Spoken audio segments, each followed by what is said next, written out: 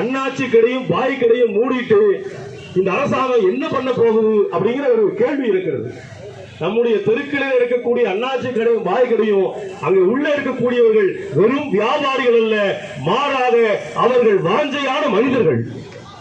நீங்க அந்த தெருக்களில் போகிற போது தெரியும், அந்த கடைக்கு வாங்க வர்றவருடைய பொருளாதார பின்புலம் என்னங்கிற அவங்களுக்கு தெரியும். ஒரு அரை கிலோ உருளைக்கிழங்கு வேணும் அப்படின்னீங்கன்னா இடையெடுத்து பையில போட்டுட்டு அவரா எடுத்து உருளைக்கிழங்கு எக்ஸ்ட்ராவா போடுவாரு. டிமார்ட் நீங்க யோசிக்க முடியுமா? ஜியோ மார்ட் நீங்க யோசிக்க முடியுமா? சுத்தமான பொருளா அப்படின்னு நம்ம தரம் குறித்து பார்க்க முடியுமா?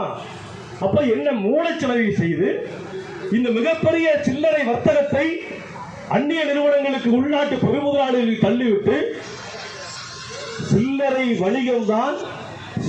வணிகர்கள் தான் இந்திய தேசிய விடுதலை போராட்டத்தில் மகத்தான பங்கு வகித்தவர்கள். அண்ணல் காந்திக்கோ சிறு வணிகர்களுக்கோ மிகப்பெரிய தொடர்பு இருக்கு. காந்தி கணக்கு நம்ம கேட்டிருப்போம், அந்த வார்த்தை நமக்கு தெரியும். ஆனா காந்தி கணக்கு என்கிற அதற்கு பின்னாடி இருக்கிற அரசியல் என்ன நம்ம கேள்விப்பட்டிருக்க மாட்டோம். உப்பு சத்தியாகிரகம் நடத்துறாரு, அந்நிய துணியை பகிஷ்கரிக்கிற போராட்டம் நடத்துறாரு, நாடு முழுக்க அறப்போராட்டம் நடத்த வேண்டும், மக்கள் தெருக்களில் இறங்கி வாருங்கள், ஊர்வலமாக வாருங்கள் என்று காந்தி அறிவு விட்ட போது பல்லாயிரக்கணக்கான மக்கள், லட்சக்கணக்கான மக்கள் காந்தியை பின்தொடர்ந்து வந்தார்கள்.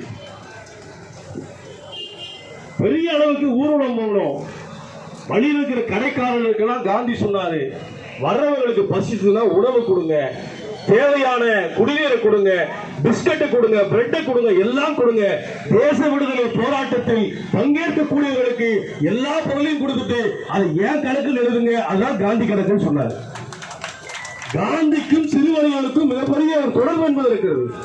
இந்திய விடுதலை போராட்டத்தில் மிகப்பெரிய பங்கெடுப்பு செலுத்த ஒரு சமூகத்தை இன்னைக்கு நவீன தாராளமய கொள்கைகள் என்ற பெயரால் நம்முடைய வாழ்வாதாரத்தை மிகப்பெரிய அளவுக்கு நெருக்கடிக்கு உள்ளாக்குகிற ஒரு பொருளாதார கொள்கை இருக்கு என்று சொன்னால் அந்த பொருளாதார கொள்கையை எதிர்க்கிற ஒரு அரசியல் நாம் பேச வேண்டியிருக்கிறது. நான் ஒரு அரசியல் கட்சியில் இருக்கலாம், இங்கே அமர்ந்திருக்கிற 1000 பேர் ஒவ்வொரு அரசியல் கட்சிக்கு பின்னாலும் இருக்கலாம், ஆனால் எல்லோரையும் இணைக்கிற ஒரு அரசியல் இருக்குது. அது என்ன?